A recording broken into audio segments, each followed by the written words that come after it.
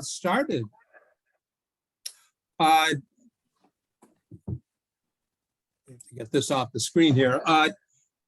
Francis Xavier came from the same part of northern Spain that Ignatius Loyola did, although interestingly, they were both from noble families, but they're kind of on the different ends of a political struggle going on between the ancient small kingdom of Navarre and the ever-expanding kingdom of Spain.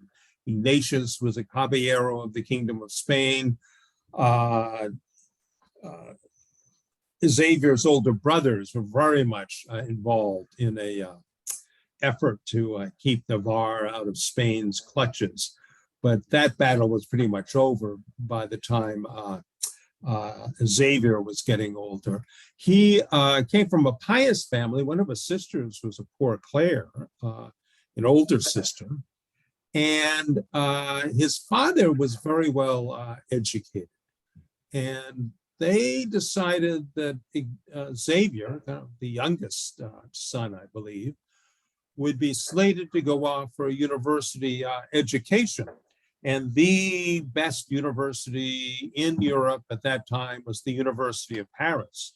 So off to Paris he goes, although you get the feeling that he wasn't like totally immersed in studies. The image you have of him is him being kind of like a big man on campus, insofar as you could be that in at the University of Paris back then. An athlete, he'd go out drinking. Interestingly, his roommate was one Peter Faber from a peasant background. Somehow his family had scraped together some money and he benefited from a very generous priest teaching him Latin. So he was able to get to the university. But Peter Faber was very much immersed in studies, is what he was. But these two were roommates and they kind of got to like each other. And then an older guy, this Ignatius of Loyola, shows up and he becomes a third roommate. And Ignatius has a lot of influence on the very gentle Peter Faber. This is the priest that the spiritual center is named after. Peter Faber is very gentle, very prayerful, diligent student. And he really benefits from Ignatius's spiritual advice and going through the spiritual exercises. Francis, not so much. There's an old legend, which I love to believe, that Ignatius got him to start taking things seriously by besting him at a game of chance or something, rolling dice or something like that. Unfortunately, the historians tell us that's too good to be true. But Ignatius does eventually get Francis interested into, what benefit do you get by gaining the entire world if you lose your soul? That sort of argument. And there are others at the University of Paris who begin to be touched very much by St. Ignatius's spirituality.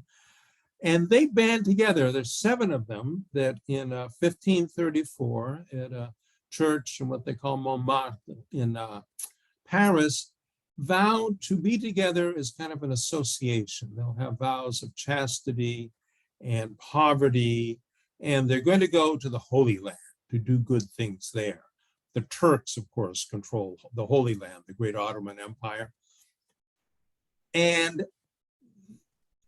it takes several years for this mission to get launched. I think there are several people had to complete their education during, including, I think, Ignatius.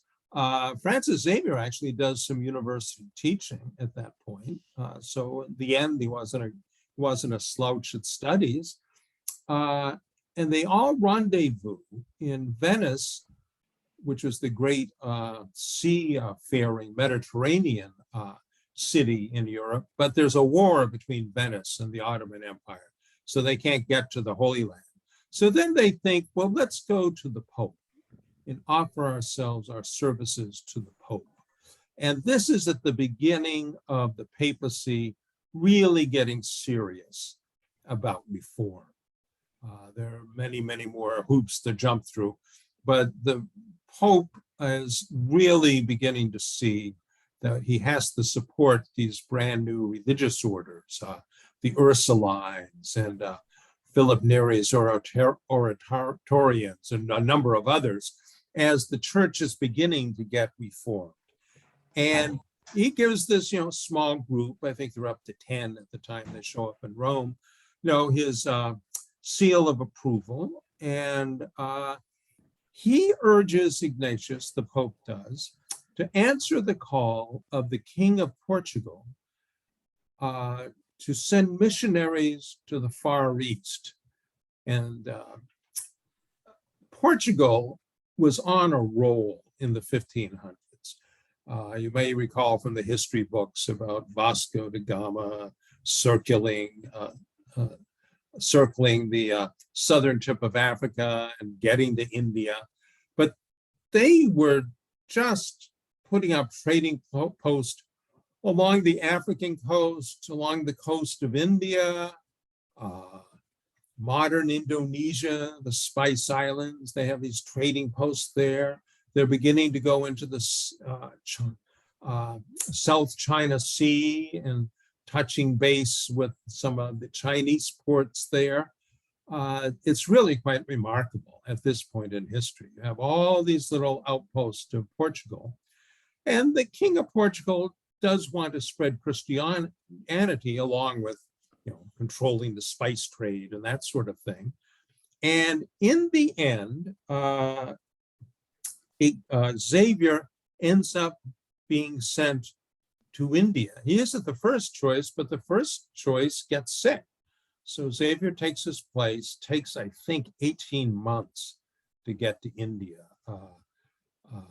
sailing carefully along the coast of Africa. He gets to the east coast of Africa, facing India, across the Indian Ocean, but the winds are all wrong. I guess it's those monsoon winds. But he finally gets to the great Portuguese center of Goa on the coast of India and begins to do work there. And an indication of his enthusiasm and energy and creativity is given by this description of what he starts doing in Goa. Goa is kind of like a Wild West town. The types of Portuguese who have taken the dangerous and long trip over to India are rough, tough, and sort of Christian in a manner of speaking, but not really. And it's kind of a mixture of all sorts of things. A lot of them not too happy when Xavier arrives. And he spends a number of months beginning a mission. He's especially interested in a mission to the native Indians. And some of these at this kind of fortress outpost of Goa have been baptized, but they don't really know Christianity. And God knows there are not many Portuguese who are like giving good examples that way. So Francis would spend the morning working in the filthy prisons and disease-ridden hospitals, then walk through the streets, ringing a bell to summon the children and slaves to catechism. They gathered in crowds around him. I guess they were pretty interested in this strange person with the bell. And he taught them the creed and the basic principles of Christian conduct. Almost always he was working through an interpreter if you're talking about native languages, but apparently it worked pretty well. He offered mass with the lepers, of all things, every Sunday and preached in the open. For the instruction of the simple, he set religious topics to verse to fit popular tunes. And this was so successful that his songs were soon being sung throughout Goa in streets and houses, fields and workshops. So he has all this creativity, all this enthusiasm, and he's having an influence. He, is a nobleman, although he's living very poorly. is able to speak to, say, the governor in Goa one-to-one, but he's also able to communicate with other people. It's really quite remarkable. Then he heads off down the coast, going south along this west coast of India is where he is. Now, if you look at the window we have of Xavier baptizing one of the native Indians, I think nowadays you might get all sorts of complaints about, well, this isn't politically correct, you know, the white guy up standing straight up and the native on one knee, et cetera, et cetera. However, I think it kind of is accurate about his mission efforts among a group called the Pauravas. The Pauravas were very impoverished fisher folk along this west coast. Some tens of thousands of them had become Christian, but this was pretty much agreeing to call themselves Christians and get baptized in order to get some protection from the Portuguese, because they were being exploited so much by these various Indian princes round about. So I think the window actually is pretty accurate to what you would have seen 500 years ago on this fishery coast, they call it, of India. And he is pretty successful with the Pauravas. He's there for months and months. Eventually gets kind of a regular priestly setup there for the natives. Again, teaching them catechism, dealing with people who are oppressing them, including Portuguese who are oppressing them. Setting up some greatly improved existence with the Pauravas in general, but in particular, really getting them to really know the basics of the faith. And he's, tales of what he's doing with these Pauravas and thousands of baptisms and so forth begin to percolate back to Europe, bearing in mind it takes literally years for a letter to get from India to Europe.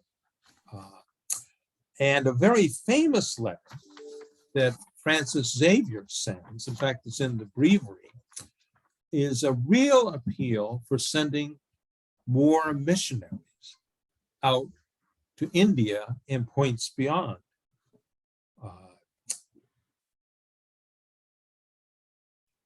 I have not stopped, writes Xavier, since the day I arrived. I conscientiously made the rounds of the villages. I bathed in the sacred waters all the children who had not yet been baptized. This means that I have purified a very large number of children so young that, as the saying goes, they could not tell their right hand from their left. The older children would not let me say my breviary or eat or sleep until I taught them one prayer or another. Then I began to understand the kingdom of heaven belongs to such as these. And then he explains kind of his little catechism he gives them. I noticed among these Pauravas, people of great intelligence. If only someone could educate them in the Christian way of life, I have no doubt that they would make excellent Christians. Many people hereabouts are not becoming Christians for one reason only. There's nobody to make them Christians. Again and again, I have thought about going around the universities of Europe, especially Paris, and everywhere crying out like a madman, riveting the attention of those with more learning than charity. What a tragedy, I would say. How many souls are being shut out of heaven and falling into hell thanks to you? I wish they would work as hard as this as they do at their books, and so settle their account with God for their learning and the talents entrusted to them. And he says, if they would only forget their own desires and open themselves to God's will, they would cry out with all their heart, Lord, I am here. What do you want me to do? Send me anywhere you like, even to India. So that's a striking letter and became famous in Europe. And he does get slowly some reinforcements, but he has been made kind of the leader of the church in India. And as time goes on, he actually has to let go of some people out of the Jesuits who are just not being obedient and so forth and so on. But he's trying to regularize everything in the Catholic Church in these new areas. He's living in great poverty. He refuses all sorts of offers to make life easier for himself. Part of this is to be poor among the poor, to make his ministry to the Pauravas and others really be creditable, believable, that he's really bringing Christ to them. He doesn't have any hidden agenda. And so, as I say, he lives very poorly. He's very open to others. You've heard that there was an ancient Christian church in India, along this west coast, actually. And the pious belief was, although I think the archaeologists are kind of agreeing with this now, is that the Apostle Thomas actually made it to India. And he brought the liturgy and the Christianity. Instead of using Latin, he used Syriac from, as you guess, Syria and so forth. There's still churches that use that as their liturgical language. I don't think it's spoken anywhere anymore. Well, in India, the liturgical language was Syriac. And as you can imagine, there are all sorts of frictions with the newly arrived Portuguese and so forth and so on. But Francis Xavier is very open to working with them and with their bishop. So there's very amicable relations. Francis Xavier is able to work with Franciscans who are already in India. There are none of these disedifying kind of contests between different religious orders you run into in history sometimes. He really is working for the good of all. And he really does accomplish some things in a very tricky environment. There's just all sorts of minor wars going on. There's all sorts of politics and different levels going on, even among the Portuguese. But in the midst of this, Xavier is able to accomplish a number of positive things. Now, in 1546, he had decided that he should really go to these new spice islands that the Portuguese had discovered. There have been spices coming to Europe for centuries and centuries and centuries. Very important. I mean, that's really, the food could deteriorate pretty much, but spices sure help to liven them up. And they were very expensive, and the trade was could make people very rich, but people in Europe knew this is really coming from far, far away. I don't think anyone could explain to them really where it came from. Well, getting to India, they figure out it's coming from what's now modern Indonesia. And as I say, the Portuguese have some outposts there. And he goes and he works in Indonesia in 1546.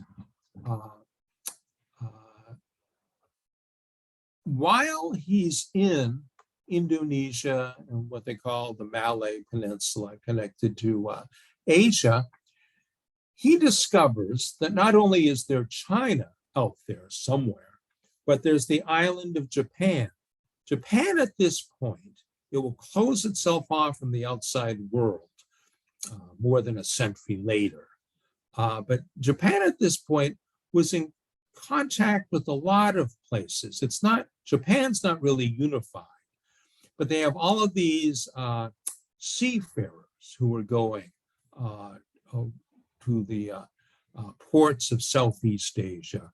And in a number of cases, they'd be going along China, and depending on the circumstance, they would either be trading things or they would turn into pirates. It's all very complicated.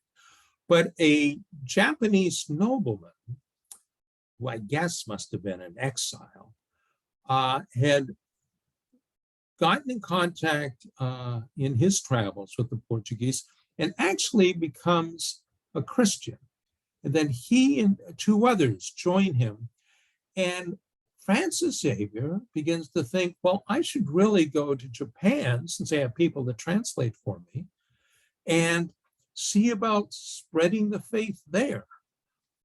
It would be ideal to go to China, but China is simply absolutely not allowing anyone in. So he does get to Japan in 1549. And he has some success making converts, but he wants to talk to the people running these different portions of Japan. And they're just not interested in looking at this strange foreigner. And for one thing, he's, kind of it looks very poverty stricken. Eventually, Francis comes to the conclusion, in order to really effectively engage with the Japanese society, I'm going to have to not be a person who's poor. I'm going to have to be, well, a noble. So he kind of makes himself into a Japanese noble. I think the vibes are very not much the same between a caballero of Spain and a samurai warrior, same sort of set of values, pride, and so forth. So he swathes himself in silk. He's a foreigner, so he plays that up, wears a turban. He has brought various gifts with him. He has this idea of he'll get to the emperor, share these gifts from the King of Portugal. It's a clock. They don't know much about that in the Far East, a mechanical clock. And I think it's a music box, and there's several other things that the East Asians don't know about, although they seem to have everything else you can think of. And all of a sudden, he can go back to the same nobleman who didn't even allow them into the court because he was so bedraggled before. Well, this foreigner, who really looks like a kind of noble from far afield, gains entree, and he gives a very important nobleman the clock and so forth and so on. And he's given permission to preach. And now we have more hundreds of Japanese who become Christian. And you may know something of the history in the century after that many, many thousands of Japanese become Christians before there's a sharp change in the Japanese policy. But he gets all that started. Once again, he's kind of like figuring out, how is this system going to work, really? How do we effectively preach Christ in these circumstances? He's very, very interested in getting into China because he knows the center of this part of the world is China. And you could argue that China is very quickly becoming the most impressive kingdom on the face of the earth. I think in the early 1700s, it's certainly in that category. Impressive enough centuries before, in the 1500s. And Francis Xavier is trying to figure out, how do I get in there? He's given some hope because there actually is a few Chinese who have gone overseas. Again, I think it would be on trading expeditions, have become Christian, and they can be translators. Well, Francis Xavier, he's head of the church in India. He has to go back to India to start straightening things out and make decisions and so forth and so on, and figure out what we're going to do with this trickle of Jesuits that's flowing into India, and how they can cooperate with the Franciscans and with the what they call the St. Thomas Church, those Christian Indians who have been Christian for 2,000 years. And then he sets up a trip to go to China, but that slowly but surely falls apart. The merchant he thinks can get him to not an official port of China, but a kind of island where smugglers and so forth trade back and forth, and the Portuguese have been showing up at this island off the coast of China. Well, that merchant isn't allowed to go further because of these rivalries of the Portuguese. Well, he gets to the island, okay, but nothing seems to work about getting him onto the mainland. And then he gets sick. My own opinion is he probably had worn himself out at that point. But he does have with him, in the end, one Chinese Christian, one of these people who had gone overseas and been converted with him, who kind of takes care of him in kind of this chilly island, and he's fever, and he's kind of going down, down, down. But he dies there, and the closest he gets to mainland China is kind of seeing it on the horizon. The Portuguese eventually get his body back to Goa. It had been buried on this island, but it was one of these cases where the body isn't corrupted really much at all. You hear about that with saints. And they bring his uncorrupt body back to Goa. And there's already developing a great kind of devotion toward him. And there's a recognition of his great abilities as a missionary. And his story is being told all over Europe. So it's not too many decades later, it's 6 or so, that he's actually canonized, which is pretty darn quick for those days. For us today, I think his great example is to be open to the Holy Spirit. I mean, in his life, he had like these radical shifts, and I guess what we would call vocations. He was supposed to be this noble, educated, noble university person. Well, then he joins this Society of Jesus. He's supposed to be working command central of the fast expanding Society of Jesus in Rome. All of a sudden, he's on the high seas on a long, long, long trip to India. And depending on the circumstance, he's able to shift how he lives, from being a poor person among the poor to being a samurai among the samurais in Japan. Whatever it takes, basically, is his attitude. Well, I think that's the great example of Francis Xavier for us. I don't know if it ever have his inner energy. I guess some of us might. His great talents as an expresser of the Christian message, his great ability to be able to interact with all sorts of people of all sorts of different backgrounds, all sorts of different social classes. But insofar as we can change to what God really needs us to do, we should follow Francis Xavier, I think, in changing. And we should certainly follow him in his appreciation of Christ being present in all sorts of people from all sorts of tribes and nations. That's very important. I think it's a remarkable human being. I wish they would make a movie about him. That's what I wish. Any questions? Father Brian, it seems that once they leave Rome, these 7 or 10 men who are very closely connected to one another and start the society never see each other again. Well, some of them see each other again, but it is true they were spread thin, and letter writing was really the way they would keep in touch. It's notorious that there was great love between Ignatius and Francis, and the love was expressed by sending long letters, but I mean, you never knew whether the letter was going to arrive, and if it did arrive, it was going to arrive years after you had penned it.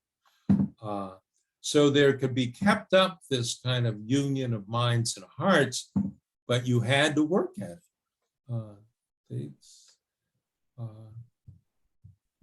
We're not in the era of emails and cell phones, that's for sure.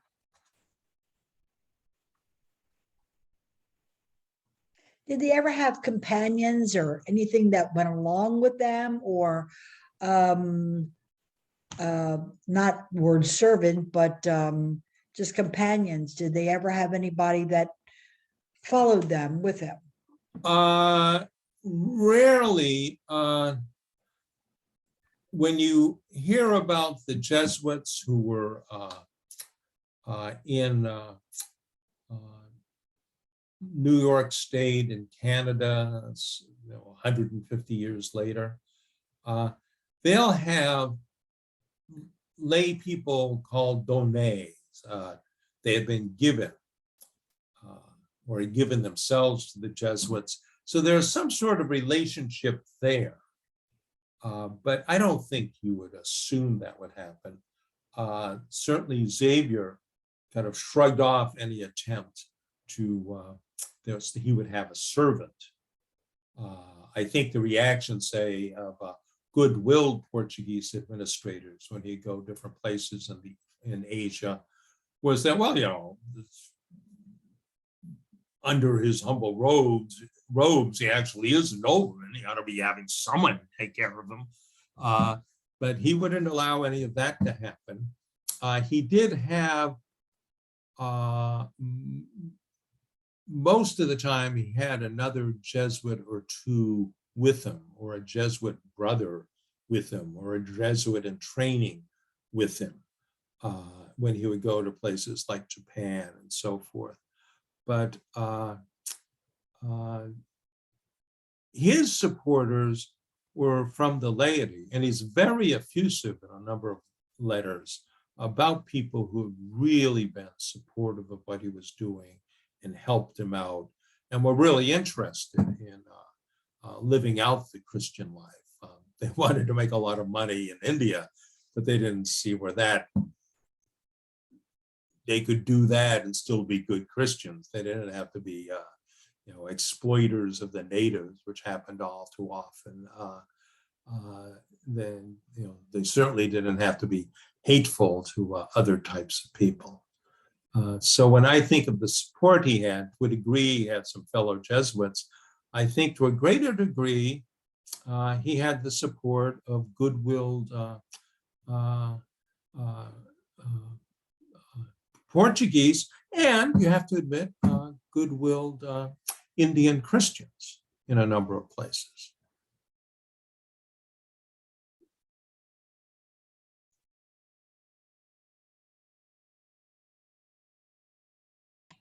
I may have missed a part, but were they ever in these foreign countries, when they go, were they ever attacked or abused, or did they have, were they giving living quarters, or were they? Well, ever, when you say they, this would be the Jesuits and the Franciscans?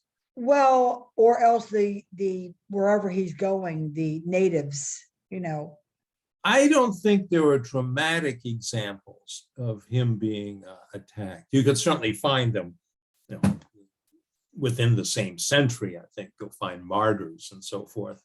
But I don't think in his story, there are places where people simply didn't want to listen to what he had to say, that was for sure, or weren't going out of their way to help him out. But I think he was remarkably lucky in that regard. Also, I think it's true, there's a lot of things shifting in Asia when he gets there.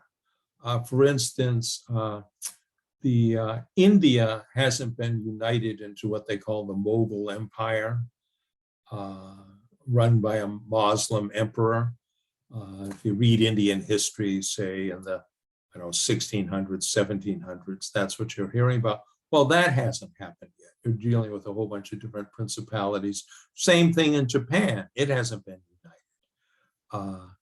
So there's all sorts of, I think, kind of openings in societies which might not have been there 2 centuries later. there may have been this very much centralized authority shutting off efforts at bringing Christ to people. But at this point in history, the Portuguese are able to kind of insinuate themselves in all sorts of places.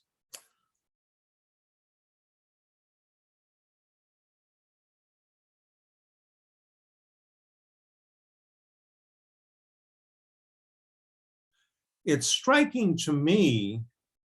I know I thought this thought. I was in a seminar at MIT. It was not so much science, but more a cultural seminar, and a historical seminar. And they were talking about in the 1700s, age of the Enlightenment, scientific method. People, educated people are finally beginning to look at the world as a whole, and kind of look at how it was divided, so forth and so on. But I thought, well, that was wrong. Certainly by the 1500s, the Catholic Church was aware there's this whole world out there, and they're already kind of making all of these plans for how the church is going to be organized. Even though in the case of the Pacific, there's a lot they don't know. For they don't know Australia exists, to say nothing of the Polynesian Islands. But already they're thinking in terms of, well, yeah, it would kind of make sense to have, bishops in India and then start organizing bishoprics elsewhere. It's very interesting, though, kind of the way that the Catholic Church was looking at things. So, we're supposed to preach Christ, and slowly but surely we're going to get all sorts of initiatives going in places in the Far East that we know very little about.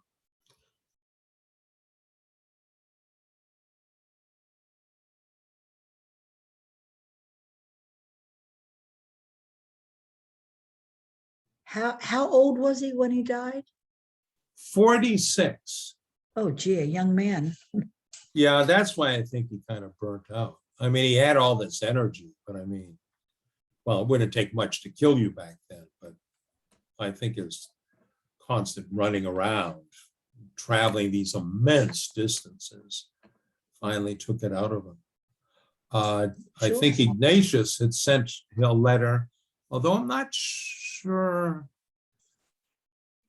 it arrived in Francis's hands. There's evidence it didn't. But in the letter, St. Ignatius is saying, why don't you stay put in India and send other people to these other places? That Ignatius thinks there's all sorts of arguments for that. And one of them, I think, is just an energy argument.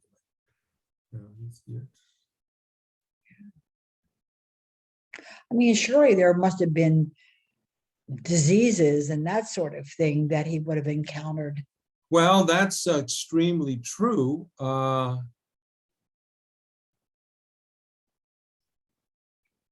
And you do run into these episodes in many of these missionaries' lives of them, being down with an illness of one sort or the other.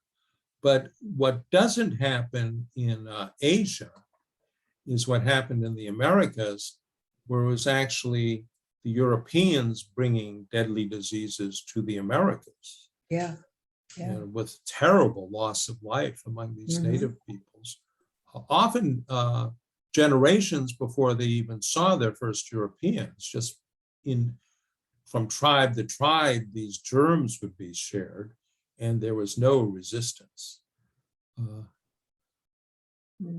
But I mean, it was to take a trip of any length anyway, but especially these mega trips all the way around Africa and so forth to Asia, you had to be kind of courageous or super motivated, because the chances of you actually surviving the trip were not terribly great. I think, more people were surviving it than not, but still it could be anything. As you say, a disease, a storm at sea, a battle with somebody or the other. There are plenty of tales of fights and battles at this time. It just, you know, you really did have to, as a missionary, you just had to be courageous. I mean, there's a lively chance of you not even making it to India. So you had to be pretty heavily motivated to do this.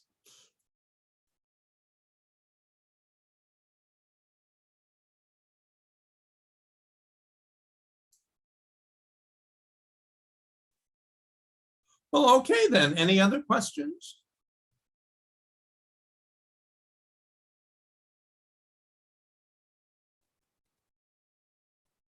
Well, it's been fun to kind of research all this. For me, you know, I knew a lot about Francis Xavier, but it was good to try to line it all up.